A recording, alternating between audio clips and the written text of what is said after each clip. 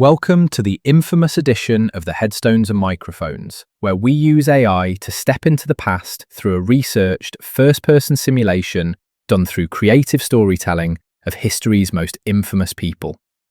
Now, let's meet our guest. Welcome to the podcast. Let's start at the absolute beginning, where the public narrative hasn't yet distorted who you were. When and where were you born, and what was your given name? I was born as James Warren Jones on May 13, 1931, in the small rural community of Crete, Indiana. What was your hometown and home life like as a child? Times were tight growing up during the Great Depression. In 1934, my family was evicted from our home because we couldn't make the mortgage payments. My relatives ended up buying a small shack for us in the nearby town of Lynn. We didn't have indoor plumbing or electricity there. My father, James Thurman Jones, was a disabled World War I veteran who suffered from severe breathing problems because of a chemical weapons attack during the war. He was also a member of the Ku Klux Klan. My mother, Lynetta, worked hard, but we were undoubtedly among the poorest in the community. I often felt like I was born on the wrong side of the tracks and never fully accepted by the other folks in town. Was there a story behind your name or a nickname that stuck with you? Most people just called me Jimmy when I was a kid, and later on it simply became Jim. What were you like as a child, and how many years of schooling did you actually attend? I was a bit of an outcast and a lonely child.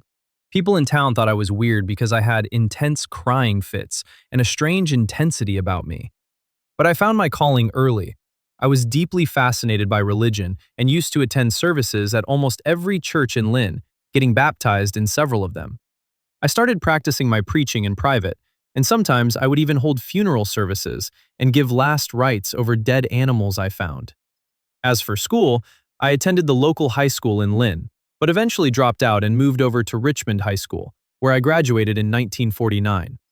Later on, I went to Indiana University for a short time, and eventually, I earned a bachelor's degree in education from Butler University in 1961. Was there a specific moment when you realized you were fundamentally different from everyone else? It was during those early childhood years in Lynn.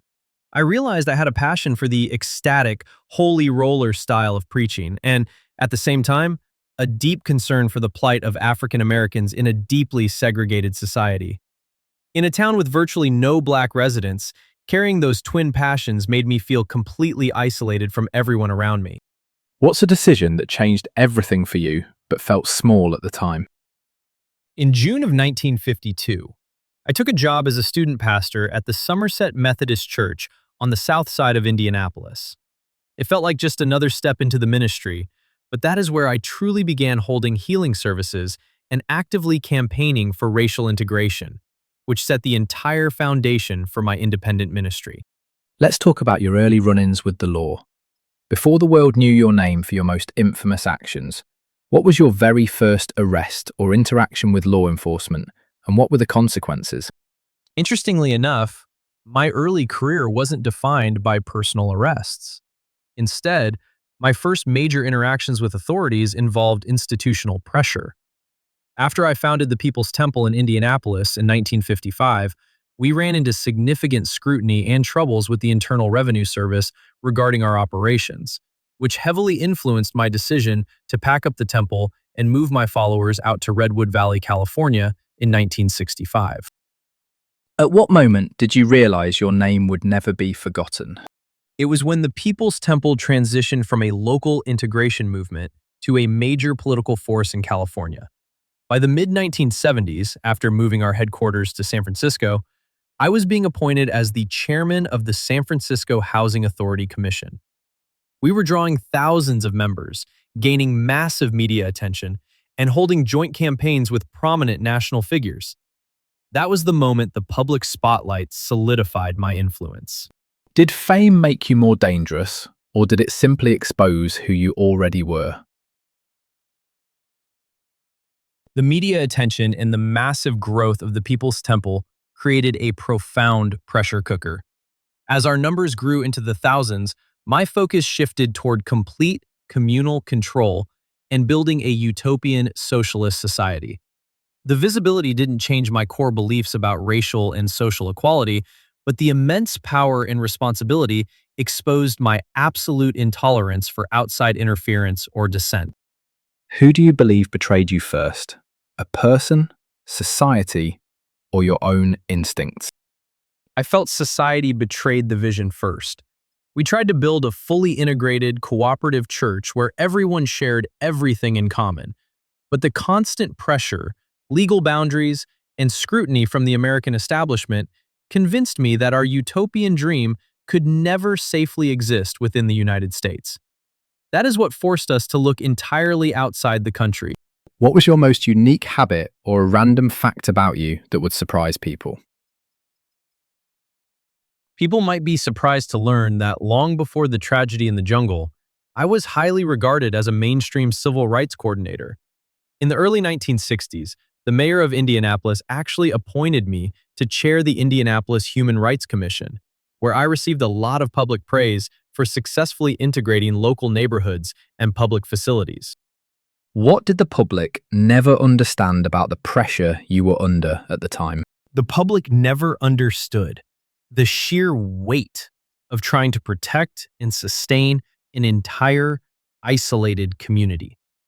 When we leased land from the government of Guyana and moved over 900 people into the remote jungle to build Jonestown, we were entirely self-dependent.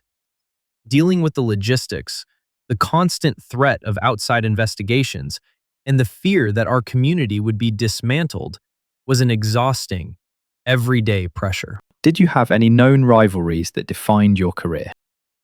My primary adversaries became the concerned relatives of our members and the defectors who formed groups to explicitly target the temple. They brought intense media scrutiny and government pressure right to our doorstep, culminating in United States Representative Leo Ryan launching a formal congressional investigation into Jonestown. What personal battles were you fighting privately while the world was watching? Privately, I was battling an overwhelming sense of isolation and a desperate need to maintain absolute control over the destiny of my followers. As the scrutiny intensified, my legal strategies turned entirely defensive, and I became consumed by the belief that our community was under imminent, hostile threat from the outside world. What was your darkest moment, and was there ever a time you wanted to walk away from it all? The darkest moment came on November 18, 1978. Congressman Leo Ryan had come to Jonestown to investigate, and when he and his delegation tried to leave with a few defectors, an ambush occurred at the airstrip, and the congressman was killed. Once I heard that the congressman was dead, I knew the outside world would come down on us with full force. There was no walking away. I felt our independent existence was completely over. What truth was hardest to escape when you were alone at night? The hardest truth was that despite building a remote sanctuary in the South American jungle to escape the laws and pressures of the United States, we could never truly isolate ourselves from the reach of the outside world. When the law finally closed in, how exactly were you brought to justice? Walk me through the final arrest, the charges that ultimately stuck, and the legal outcome of your trials. I was never brought to a courtroom, and I never faced a trial or a prison sentence for what happened. On that final day, November 18, 1978, instead of waiting for authorities to arrest us, I gathered my followers together. I convinced them that the attack on the congressman's plane would bring direct harm to Jonestown, and I ordered the community to participate in a massive collective act. When government authorities finally arrived at the compound the next day, they found no survivors to arrest.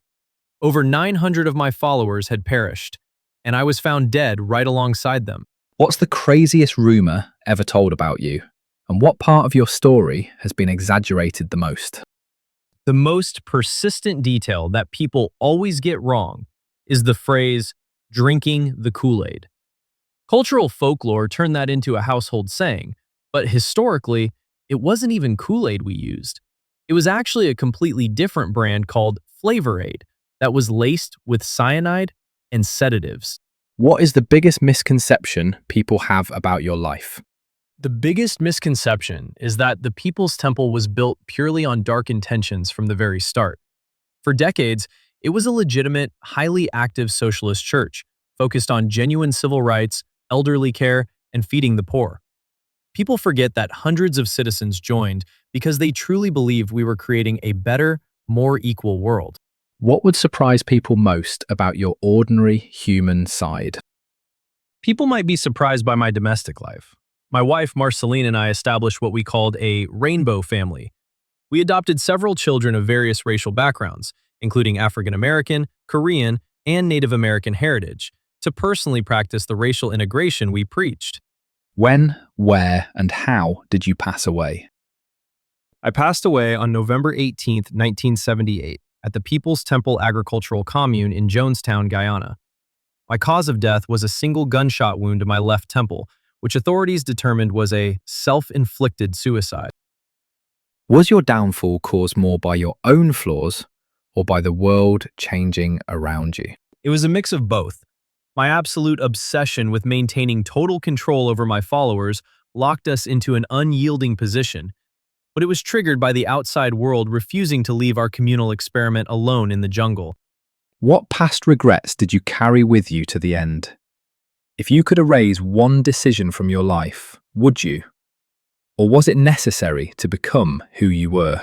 By the very end, I didn't voice regrets about our path. My final stance was completely captured on the audio tapes recovered from the pavilion, where I told my followers that what we were doing wasn't a miserable suicide, but a revolutionary suicide in the name of socialism, asserting that it was the only dignified way to close our story. What scared you more? Getting caught? Losing power? Or being forgotten? Losing power and watching the community we built get systematically dismantled by the authorities scared me above all else.